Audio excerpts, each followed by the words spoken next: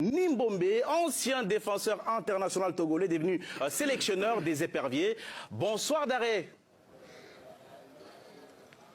Bonsoir.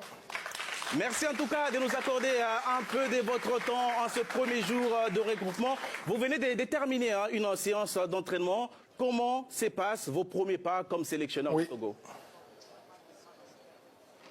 Oui, justement, merci d'avoir pris votre temps de m'inviter à parler sur Canal Afrique. On vient de terminer notre deuxième séance d'entraînement depuis ma prise de fonction. Tout se passe bien, on se prépare. Les échéances s'approchent et les joueurs arrivent aussi à compte-gouttes. Et on essaie de mettre tout ce qu'il faut en place pour pouvoir les préparer au mieux aux deux matchs qui vont suivre. Une question de Christian Panzo. Bonsoir Daré. Racontez-nous un petit peu votre nomination. Bonsoir. Qui vous a appelé, qui vous a prévenu et dans quelles conditions est-ce que vous avez appris votre nomination au poste de sélectionneur? Il y a eu un appel à candidature, donc restreint. Moi j'ai déposé, j'étais candidat, déposé ma candidature pour être sélectionneur du Togo et le choix s'est porté sur moi après que la commission technique a décidé que je répondais à un certain nombre de critères sur lesquels eux ils se sont basés pour me sélectionner.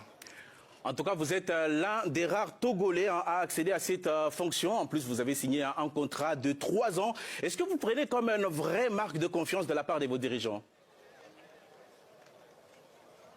Oui, donner 3 ans de contrat à un entraîneur local, je pense que c'est d'abord rare et ça prouve aussi que nos dirigeants sportifs veulent travailler dans une continuité, sur une durée aussi bien déterminée.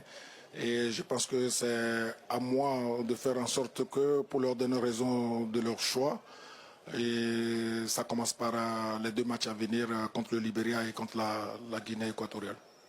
Daré, vous avez prononcé le mot de continuité il y a un petit instant. Vous nous confirmez qu'il n'y aura pas forcément de révolution. Vous n'allez pas faire table rase du passé pour imposer, vous, votre style et votre manière de faire à la tête de la sélection. Pas nécessairement, puisque j'ai hérité d'un groupe qui a utilisé mon prédécesseur. Donc, j'ai ramené quelques joueurs qui ont quitté la sélection il y a quelques mois, quelques années. Et j'ai composé avec les profils que je voulais absolument avant de commencer les 2 campagnes, les 2 matchs à venir, pardon. Non, il n'y aura pas une révolution, mais tout ce qui va changer, c'est ma façon de jouer que je vais inculquer aux joueurs et je vais mettre mes principes de jeu en place. Et il faut aussi des profils de joueurs qui répondent aux caractéristiques au poste par rapport à un bon plan de jeu sur l'ensemble des 2 matchs à venir. On enchaîne avec une nouvelle question, cette fois posée par Nabil Djelit. Bonsoir Daré, bon courage dans votre mission. Ma question est la suivante. Bonsoir. Quel regard... Merci. Pas de souci. Quel regard portez-vous sur le travail de vos prédécesseurs? Non, il y a un travail de base qui a été effectué, même si derrière tout ce que le peuple sportif attendait, c'est-à-dire de se qualifier pour les CAN précédentes, si ce n'est même pas le cas, je pense qu'il y a un travail qui a été fait et qu'il faut respecter. Et maintenant, c'est à moi d'apporter ma touche personnelle pour rendre cette équipe efficace et afin d'atteindre l'objectif qui m'a été fixé, c'est-à-dire qualifier l'équipe à la prochaine CAN au Maroc. Bonsoir Daré, Leroy Kabeya. Une question sur le match à venir face au Libéria. Est-ce que pour vous c'est le match idéal pour se lancer, pour prendre confiance? Du point de vue foot, vous savez que moi qu'il n'y a aucune rencontre qui est facile. L'adversaire n'a pas un grand nom, mais le Togo n'est pas en confiance non plus. Donc aujourd'hui, il faut respecter cet adversaire-là, mais on va utiliser tous les moyens dont on dispose, c'est-à-dire le public, le fait qu'on joue le match à la maison.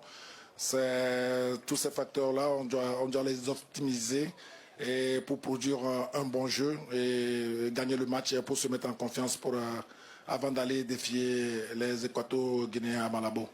Et justement, votre deuxième match en Guinée équatoriale sera diffusé en direct mardi à 16h GMT sur Canal Plus Sport 2.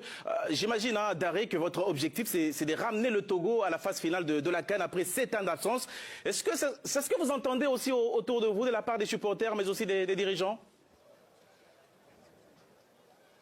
Oui, c'est une grande attente. Et si j'ai accepté ce deal, c'est parce que je me sens capable d'assumer, je me sens capable d'amener cette équipe à la prochaine Coupe d'Afrique des Nations.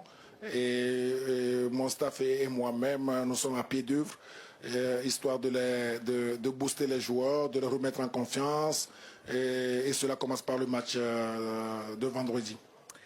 Merci beaucoup Daré Nimbombe, sélectionneur du Togo, d'avoir été avec nous dans Talent d'Afrique et bonne chance dans votre mission.